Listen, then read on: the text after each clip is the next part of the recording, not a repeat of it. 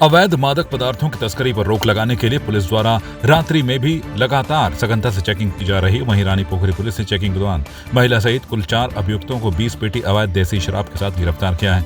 आपको बता दें कि आरोपी एम्बुलेंस में महिला को मरीज बनाकर शराब तस्करी कर रहे थे। 30/31 की रात को रानी पोखरी थाने वाले अपने थाने के गेट के सामने बैरियर लगा के चेकिंग कर रहे थे। इस बीच जो है उनको एक एम्बुलेंस, जबकि रोड खाली थी, है ना, तो साइड पर तो ढाएं करके गाड़ियाँ निकल रही है, जबकि रोड खाली थी। तो इनको शक हुआ, चेक करने पर पता चला कि इसमें 20 पेटी आपके जाफरान देसी मसालेदार देसी शराब की बरामदगी की हुई। इसमें जो है इसमें बेसिकली कितने अभियुक्त हैं? चार अभियुक्त हैं इसमें। 4 हैं। अभिषेक है, ये आपका ऋषिकेश वाल्मीकि बस्ती ऋषिकेश रहने वाला है। प्रिंस ये भी ऋषिकेश रहने वाला है। सनी ये भी ऋषिकेश रहने वाला है। और रवीना भटनागर पत्नी श्री राजू भटनागर ये भी आदर्श ग्राम ऋषिकेश के रहने वाले हैं। जितने 4 है ना, ये 4 हैं। किसका? रवीना। और ये एम्बुलेंस जो है, एम्बुलेंस का नंबर है UK 04K 1463। रवीना का जो है, रवीना का इसका आपराधिक इतिहास पहले भी है। तो ये क्या है भाई? NDPS के हैं, 2 NDPS के हैं, बाकी 7 NDPS के 2 हैं। ये सर इन्होंने कहाँ से ली होगी शराब ये एम्बुलेंस में, कुछ बताएगा? गाड़ी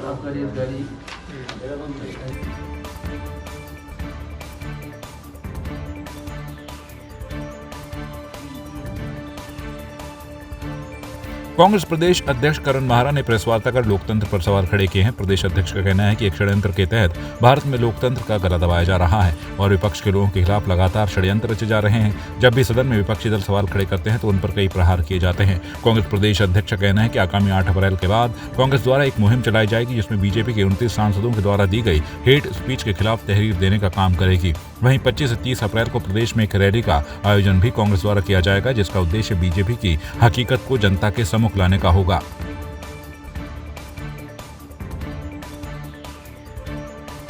हम लोग इनके सारे उन वीडियोस को निकाल रहे हैं, इनके द्वारा सदन में कही गई कार्रवाई को हम निकाल रहे हैं और निश्चित तौर पे जो हमारे वरिष्ठ नेता हैं उनकी जिम्मेदारी रखी जाएगी कि वो अपने क्षेत्र के थानों में इनके विरुद्ध FIR दर्ज कराने का काम करेंगे। जिस तरीके से राहुल गांधी के ऊपर FIR गुजरात में हुई कर्नाटका की घटना पे, हम पूरे राष्ट्र के इनके प्रवक्ताओं से लेकर इनके नेताओं तक उनके बयानों को निकाल रहे हैं, सदन की कार्रवाइयों को निकाल रहे हैं और 8 तारीख से 12 या 15 तारीख तक हम इस कार्यक्रम को चलाएंगे। विभिन्न थानों में इनके विरुद्ध FIR दर्ज कराने की कोशिश कांग्रेस करेगी।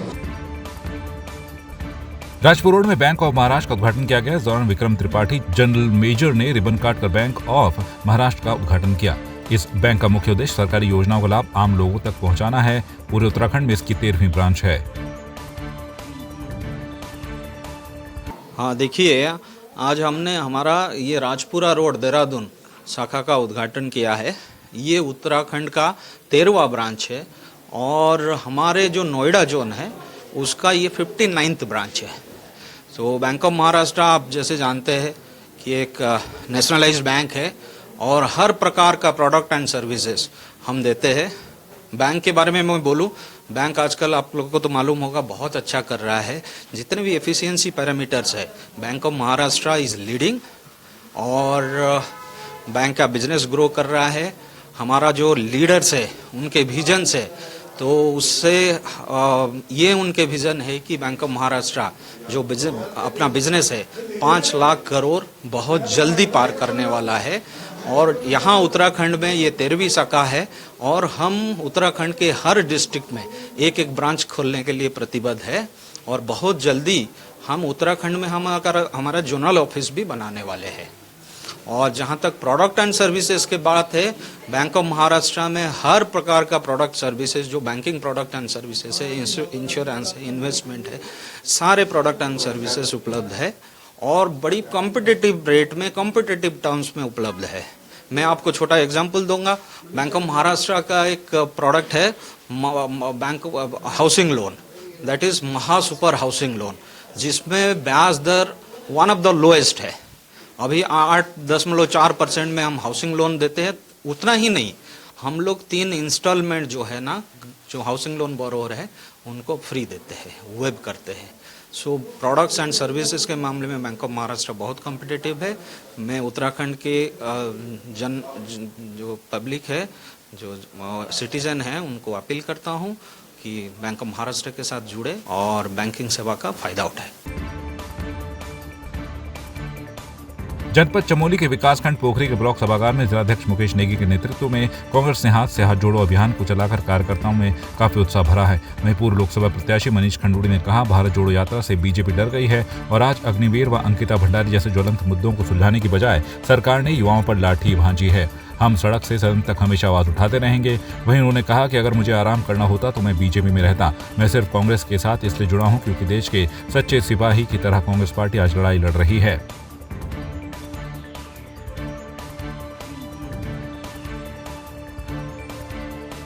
पार्टी की कोई पहचान नहीं है, कार्यकर्ता ही पार्टी की पहचान है। और चुनाव हो चाहे कोई भी पार्टी का कार्यक्रम हो, बिना कार्यकर्ताओं के पार्टी कभी उभर नहीं सकती है। मैंने विधानसभा चुनाव, लोकसभा चुनाव, तमाम जितने भी छोटे मोटे चुनाव देखे मैंने। जब चुनावों में कार्यकर्ता लगा रहता है, भूखे प्यासी रात दिन करके वो लगा रहता है, तब अहमियत का पता चलता है कि कार्यकर्ता क्या है। इसलिए हमारी रीढ़ की हड्डी है, हम चाहेंगे हर बूथ तक हमारा कार्यकर्ता बने, हर बूथ लेवल तक हम कार्यकर्ताओं को बनाना चाहते हैं। नगर निकाय चुनाव को लेकर हम बहुत उत्साहित हैं। हमारे बहुत ऊर्जावान कार्यकर्ता जो टिकट के चाह रहे हैं, चूँकि हमारी पार्टी लोकतांत्रिक पार्टी है और सबसे ज़्यादा उम्मीदवार हमारी पार्टी में होते हैं। और निश्चित तौर पर पार्टी चयन करेगी, सर्वे करेगी और जो बेहतर उम्मीदवार होगा, जो जीतने की क्षमता रखेगा, निश्चित तौर पर उसको टिकट दिया जाएगा और बाकी सभी लोग मिलजुल करके उस नगर निकाय को हम जीतेंगे।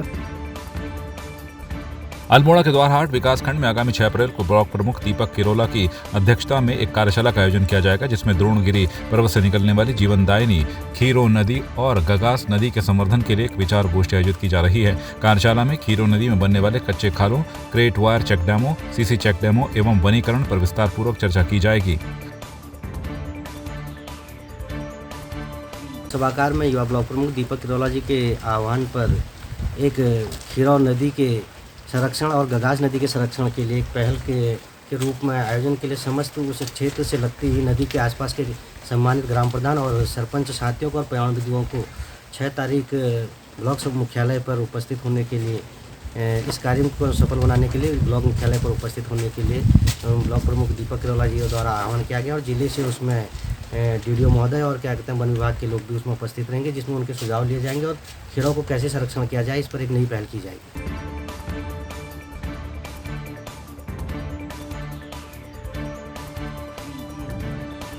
कांग्रेस नेता और विपक्षी आवाज राहुल गांधी की आवाज को बीजेपी द्वारा अलोकतांत्रिक तरीके से दबाने की कोशिश के विरोध में जिला अध्यक्ष रानीखेत नारायण रावत द्वारा कांग्रेस कार्यकर्ताओं के साथ पत्रकार वार्ता कर विरोध दर्ज किया गया। उनका कहना है कि राहुल गांधी द्वारा अडानी के भ्रष्टाचार पर सवाल पूछे जाने पर ही राहुल गांधी की लोकसभा सदस्यता जबरन भंग की है। उनका कहना है कि केंद्र सरकार लगातार लोकतांत्रिक और संवैधानिक मूल्यों का हनन कर रही है और विपक्ष को लगातार कमजोर करने का प्रयास कर रही है। आज की प्रेस कॉन्फ्रेंस का विषय कांग्रेस के नेता राहुल गांधी जी की सदस्यता को जिस प्रकार से जबरन भंग करते हुए उन्हें लोकसभा से बाहर का रास्ता दिखाया गया है सत्ता के द्वारा, उसके विरोध में पूरे देश और प्रदेश में और जिला स्तर पे शहर मुख्यालयों में कांग्रेस पार्टी प्रेस कॉन्फ्रेंस कर रही है। और प्रेस कॉन्फ्रेंस के माध्यम से हम सत्ता पर बैठे हुए लोगों को संदेश देना चाहते हैं कि लोकतांत्रिक और संवैधानिक मूल्यों का हनन नहीं होना चाहिए। देश संविधान से चलता है, लोकतंत्र से चलता है, लेकिन राहुल गांधी जी के संदर्भ में जिस प्रकार से निचली अदालत के जो निर्णय था उसके 24 घंटे के भीतर बिना शोकॉज नोटिस के और दूसरे कानूनी पहलुओं की जानकारी लिए बगैर, इलेक्शन कमीशन की गाइडलाइंस और उनकी राय को लिए बगैर उनकी सदस्यता को भंग कर दिया जाता है। और आज जिस प्रकार से कांग्रेस पार्टी के अधिकारों के खिलाफ और कांग्रेस पार्टी को दबाने का काम सत्ता पर बैठी हुई भाजपा कर रही है, उसके खिलाफ प्रेस कॉन्फ्रेंस हर जगह हो रही है। द्वारहाट में भी आज हमने यहाँ पर प्रेस कॉन्फ्रेंस करी है। मैं अपने कांग्रेस पार्टी के नेताओं को भी धन्यवाद देना चाहता हूँ कि उन्होंने संगठन में हम सबको जिम्मेदारी दी है। हमारे पार्टी के कार्यकर्ताओं गणों को भी धन्यवाद देना चाहता हूँ। और प्रेस कॉन्फ्रेंस का ये भी एक विषय है कि राहुल गांधी जी ने सिर्फ एक गलती की थी कि उन्होंने अडानी जी के ऊपर सवाल पूछा था संसद से लेकर संसद के बाहर कि जो 20,000 करोड़ रुपए हैं जो उनकी दूसरी कंपनियां हैं, जो कंपनियां धरातल पर है ही नहीं, उन कंपनियों में 20,000 करोड़ रुपए किसका था, सवाल यहाँ से उत्पन्न हुआ। और जब राहुल गांधी जी ने इस बात को जोर शोर से उठाने का काम किया तो निश्चित तौर पर भाजपा इस पर जवाब देने के बजाय संसद को नहीं चलने दे रहे, और संसद नहीं चली उसके बाद भी राहुल गांधी जी को दूसरे तरीके से उनकी आवाज को दबाने का काम किया। लेकिन कांग्रेस पार्टी पूरे देश में, प्रदेश में, जिला मुख्यालय में, ब्लॉक स्तर पर इसका खंडन करती है, विरोध करती है। हम जनता के बीच जाएंगे और निश्चित तौर पर हम ये पुनः दोहराना चाहते हैं कि भारतीय राष्ट्रीय कांग्रेस देश की आजादी से पहले और देश की आजादी के बाद वो सबसे बड़ी पार्टी है जिन्होंने देश में संविधान को, लोकतंत्र को जिंदा रखा और देश को आजाद करवाने में कांग्रेस पार्टी का बहुत बड़ा योगदान रहा। हमारे स्वतंत्रता संग्राम सेनानी है, हमारे वीर सेनानी हैं जिन्होंने इस देश की आज़ादी के लिए अपना बलिदान दिया, योगदान दिया। लेकिन आज जिस प्रकार से भारतीय जनता पार्टी की केंद्र में बैठी हुई सरकार विपक्ष की आवाज़ को दबाना चाहती है, वो कतई भी मंजूर नहीं, क्योंकि सत्ता के समकक्ष विपक्ष का मजबूत होना देश के लोकतंत्र के लिए, संविधान के लिए बहुत जरूरी है। और जब ये भारतीय जनता पार्टी का भी दायित्व है कि वो विपक्ष की आवाज़ को दबाने के बजाय विपक्ष के द्वारा उठाए जाने वाले मुद्दों को उनकी सुनवाई करे, न कि उनके ऊपर दमनकारी नीति अपनाए।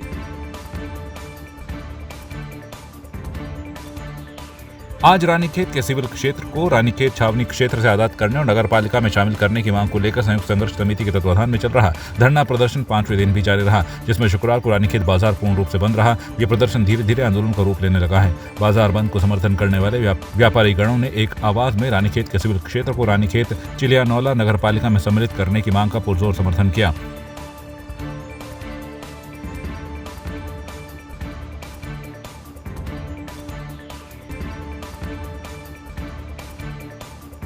पर्यटक नगरी मसूरी में भारी बरसात के कारण जहां जनजीवन अस्त व्यस्त हो गया है, वहीं लाइब्रेरी एकेडमी मार्ग पर टैक्सी स्टैंड के समीप वेवरली जाने वाले पैदल मार्ग के ऊपर एक होटल का पुश्ता ढहने से पैदल मार्ग बंद हो गया। वहीं रोड के किनारे खड़े 5 वाहन दुर्घटनाग्रस्त हो गए।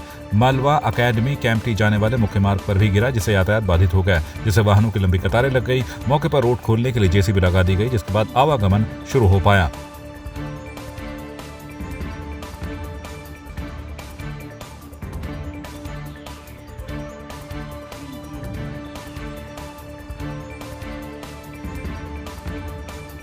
उसका गिरा उस समय आप कहाँ थे? उस टाइम मैं अभी 10-15 मिनट पहले ही गाड़ी में था। उसके बाद जब पता गया मैं बाहर आ गया था 10 मिनट पहले। उसके बाद पता गया नुकसान पूरी गाड़ी दबी हुई है।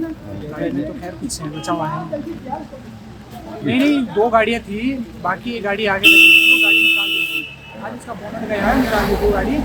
बाकी मेरी गाड़ी पूरी क्षतिग्रस्त हो रही है। बाकी इधर पूरी पार्किंग भरी हुई थी, बाकी ऑलरेडी वहाँ लगा दी मैंने कहा चलो वहाँ लगाता हूँ वहाँ गाड़ी ना। फिर मेरे पीछे एक गाड़ी और भी उसने भी लगा दी, फिर 2 गाड़ी का हुआ, एक गाड़ी नीचे लगी हुई है साइड।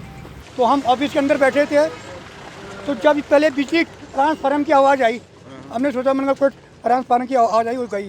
फिर जब ये गिरा तब हम लोग बाहर आए, बारिश में बाहर आए तो देखो गाड़ियाँ ये 4-5 गाड़ी है। और मुझे ये भी शंका है कि कोई इसके अंदर कोई आदमी भी कोई गाड़ी भी अभी भी है, कोई चलता फिरता आदमी भी है। ये है देखिए कि पुश्ता एक निजी होटल का यहाँ पे गिरा है और जिसने नगर पालिका की रोड के साथ साथ कई गाड़ियों को यहाँ नुकसान पहुँचाया है, जैसे कि आप यहाँ पे देख रहे हैं। और काफ़ी गाड़ियाँ यहाँ पे दबी हुई हैं अंदर। अभी देखना है कि क्या क्या नुकसान इसमें हुआ है और नगर पालिका अधिकारियों को निर्देशित किया गया है एवं PWD वालों को भी बता दिया गया है कि जल्द से जल्द ये रोड खोली जाए। और यहाँ देखिए क्योंकि जब ये मलबा हटेगा उसके बाद ही पता लगेगा कि जान माल की क्या हानि हुई है।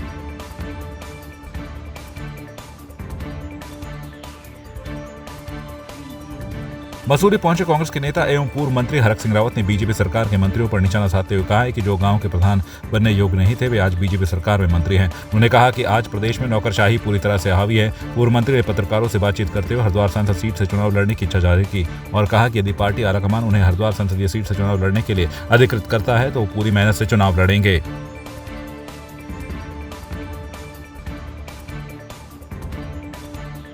लेकिन अगर आप देखोगे तो सुलझे हुए लोग थे। अब आज का मंत्रिमंडल देख लो, मैं कोई टिप्पणी नहीं कर रहा हूं किसी पे। दुर्भाग्य में छोटी बात हो जाएगी और ये हमारे प्रदेश का अपमान है। लेकिन अगर सही मायने में, मैं किसी एक मंत्री के लिए नहीं कह रहा हूँ, लेकिन अगर मुझको अगर चयन करना होता तो कोई ग्राम प्रधान बनाने की क्षमताएं नहीं है। कुछ लोगों की क्षमताएं ग्राम प्रधान के योग्य नहीं। अब मैं नहीं कह रहा हूं, मैं कह रहा हूं ना कि हमारे प्रदेश का अपमान होगा, क्योंकि हमारे प्रदेश की जनता ने उन लोगों को विधायक चुना और वो आज सरकारी मंत्री हैं। लेकिन उनका IQ, उनका सोच, उनका निर्णय, अब आप सोचो, मैं आज आपको बता रहा हूं, मैं भी 5 साल मंत्री रहा हूं। अगर इनमें, मैं सबकी बात नहीं कहूँ, बहुत ऐसे मंत्री हैं, उनको कहोगे प्राइमरी स्कूल का टीचर की क्वालिफिकेशन क्या होनी चाहिए, तो उनको नहीं पता होगा कि BTC है या क्या होनी चाहिए। पूर्व स्मार्ट सिटी का कार्य शुरू हुआ था और शहर के मात्र 10 वार्डों में ये स्मार्ट सिटी का काम चला था। उन लोगों ने पब्लिक का पैसा बर्बाद करने का काम किया है। 850 करोड़ रुपया सिर्फ 10 वार्डों में लगना है, जहाँ पर, वो भी शहर के वार्डों में लगना है, जहाँ पर विकास कार्य पूर्व में भी हो रखा था, पहले से हो रखा था। हमने उनसे डिमांड करी थी कि स्मार्ट सिटी का काम किसी अन्य जगह बनाया जाए, नई जगह बनाया जाए, चाहे प्रेमनगर में चाय बागान है या सैंजारा में बहुत सारी लैंड पड़ी है या बाईपास पे बहुत सारी लैंड जो सरकारी पड़ी हुई है, नगर निगम की पड़ी है, उसमें स्मार्ट सिटी का काम बनाओ। वहाँ पे अच्छे मॉल बने, अच्छे पार्क बने, अच्छे आवागमन के साधन बने, मार्केट बने और जिसमें लोगों को रोजगार भी मिले। लेकिन इन लोगों ने ऐसा नहीं किया। इन्होंने मात्र 10 वार्डों में 850 करोड़ रुपया स्मार्ट सिटी का लगाया और जहाँ पर सड़क बनी थी उसके ऊपर सड़क बनाई, जहाँ पर सीवर लैंड डली हुई थी ऑलरेडी पहले से, वहाँ पे सीवर लैंड डाली गई, वहाँ पानी की लैंड डाली गई डबल, और ट्यूबवेल जहाँ लगे हुए थे, जहाँ पर कोई दिक्कतें नहीं थी, जहाँ पे लाइट अंडरग्राउंड थी और हर चीज़ समय पे मिल रही थी, वहाँ पे पैसा लगाने का इन्होंने काम किया है और वो पैसा सरासर इन्होंने बर्बाद किया है। हमने लगातार डिमांड करी है कि पब्लिक के पैसा जो स्मार्ट सिटी के नाम से लगाया है उसकी जांच होनी चाहिए और उसमें ईश्वर जांच करके उस दोषी अधिकारियों को दंडित करना चाहिए, क्योंकि स्मार्ट सिटी का पैसा पब्लिक का है और उन्होंने बर्बाद करने का काम किया है।